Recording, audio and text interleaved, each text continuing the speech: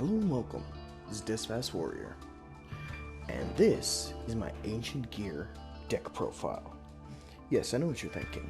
You're looking at Ancient Gear and you're thinking, well, maybe not the best deck. This deck right here, I will tell you, this one, oh man, this deck will OTK on a dime. Not to mention, this deck right here is just honestly one of the funnest decks, because what feels better than when your opponent thinks that they're about to win and you summon an Ancient Gear Golem out of nowhere, and even better yet, summon yourself a nice Chaos Ancient Gear Giant. I know many of you are looking at the VFD and you're like, oh, this deck can make VFD? Yes, it can. Do you need it? No, believe me. Honestly, the VFD is only there in case I'm versing the Tri-Brigade. Because honestly, those cards are the only cards I feel good about hitting with the VFD. This card, of course, doesn't need explaining. This card is amazing. Though this card, just like this card, you probably won't be summoning very often. This card is much harder to make than this one is. This one, there are several ways to make it. You can use your dragons, and you can even use your megatons, which you can use 2 of your golems on to give them extra attacks. And I have a polymerization in this, not polymerization, I have that, yes. No, I have a Monster Reborn in this deck, but the only reason that's in the deck is because Verte. I can summon one of my opponent's big monsters, or I can even summon one of my opponent's major pieces out of their graveyard to kill their combos. And then, boom, link it off for Verte.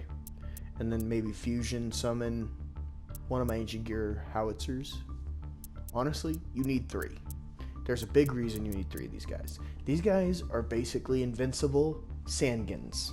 Yes, Sandgins. That is exactly what these cards are. Your opponent's not going to see it coming when they blow this thing up and they think, oh, okay, all I had to do was ram into that. And then smack! You drop down a nice dragon, and then you can even summon a golem with this, which is pretty nice, especially for the next turn when you drop Ancient Gear Fusion. This card's amazing because I had no idea that it also worked with Ultimate Pound. And the reason that's important is because Ultimate Pound here, if this card is destroyed by battle or card effect, you can add a polymerization right here. And also you can add another Ancient Gear to your hand, which, if you haven't yet, Box. And then with Box, Wyvern. Always take Wyvern. And if you don't take Wyvern, take Frame. And if you're looking for a nice fusion follow-up, you can even take Hound. These, of course, like, a lot of people don't know how these work. Okay, so if you have nothing on the field, nothing, and you summon yourself a nice Gear Town, you can summon 2 monsters off of this. This card will blow up your Gear Town, and then it'll summon an Ancient Gear as long as it's not one of the golems.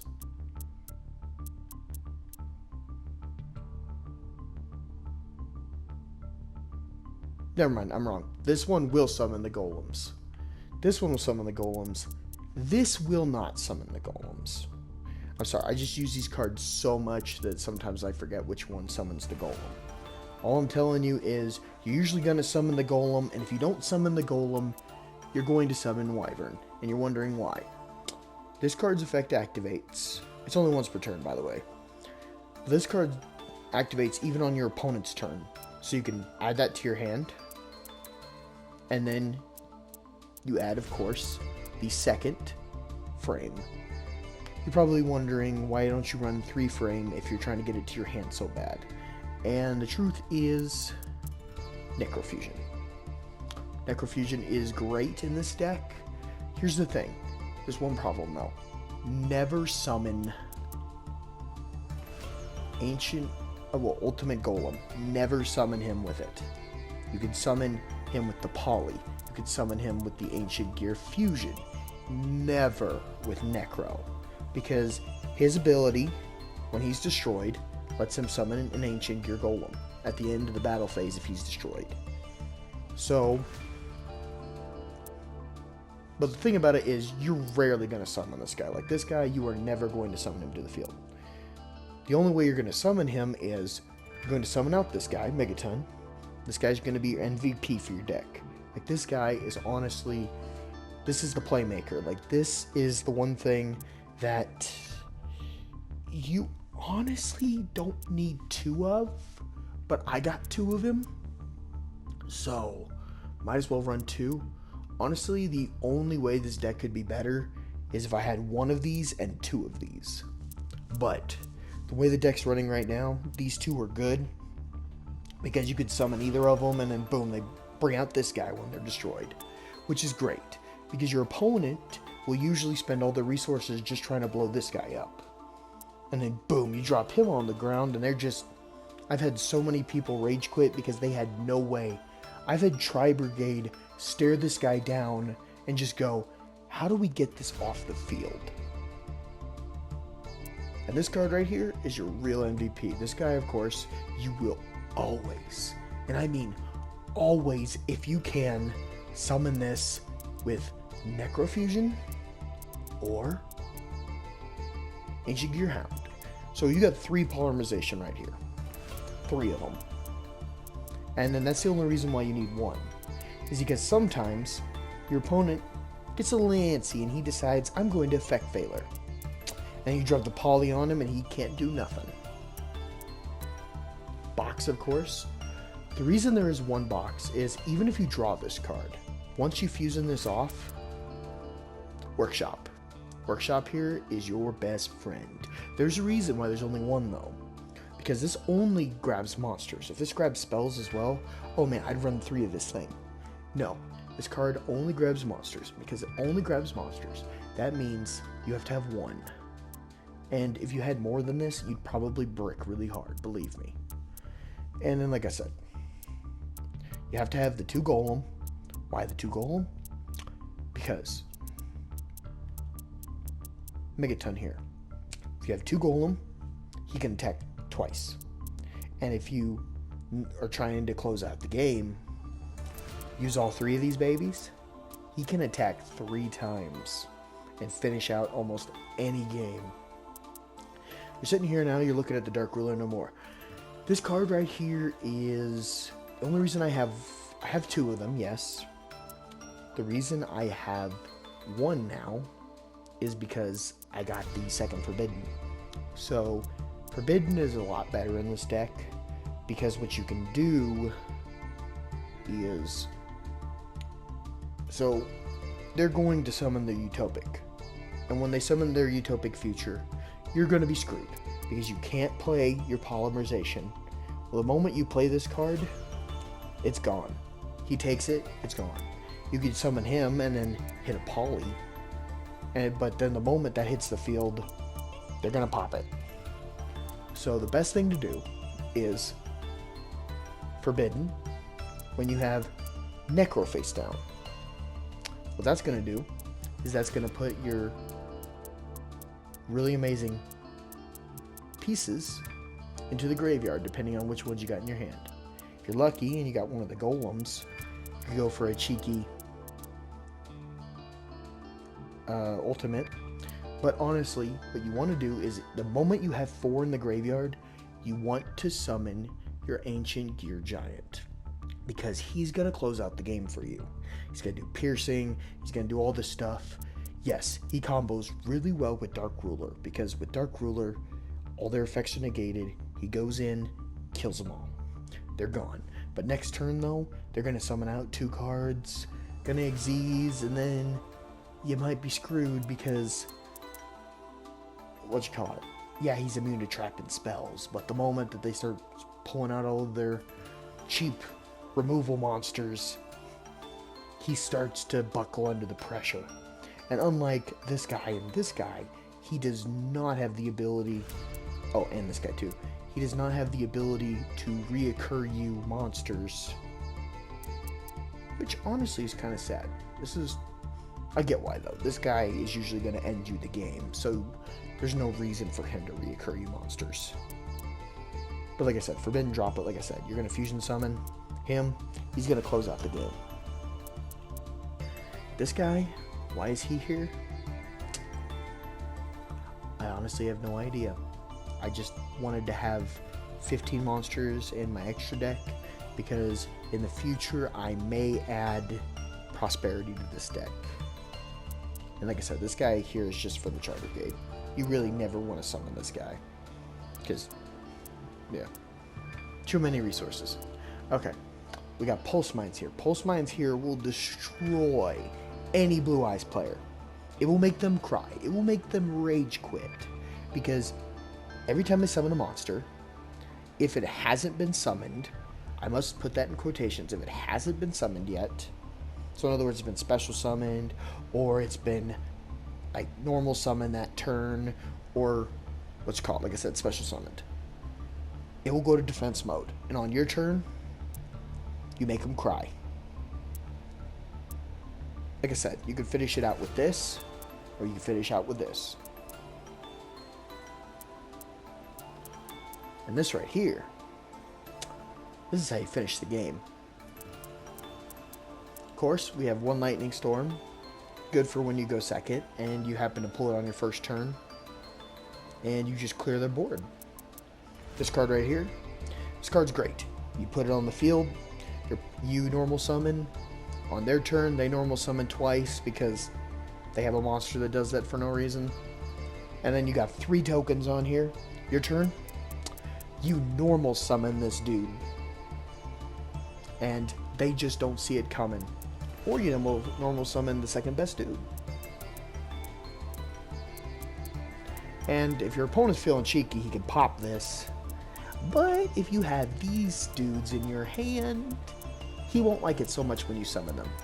Maxi is an evil that you have to use because when you verse Tri Brigade's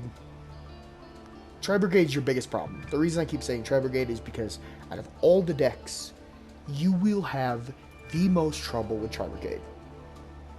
The second one is Eldritch, because Eldritch will do their absolute best during their standby phase to destroy your monsters before you can attack them and finish them.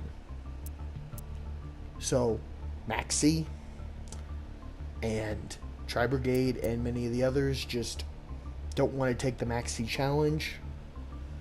So, and even if they do, you get half your deck and you could just start popping off with all your fusions. And then you're wondering, why is this baby here? This beautiful card, this gift to the ancient gear and fusion summoning just mechanic. This blessing right here lets you fusion summon this guy, and this guy. And they are invincible.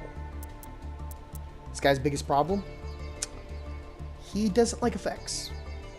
Effects are, he's only immune to them during the battle phase.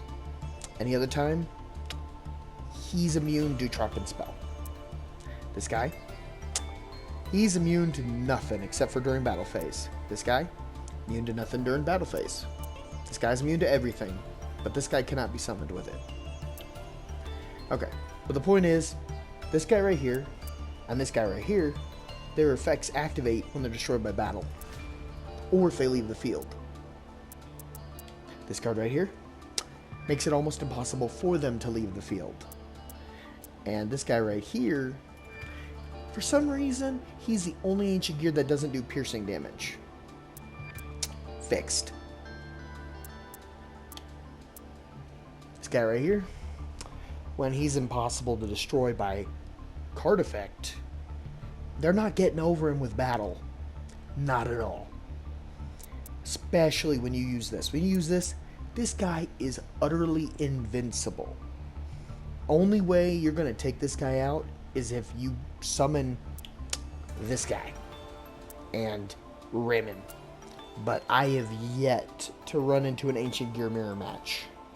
Not that I wouldn't enjoy it, because I would very much so love to see other competitive people run it.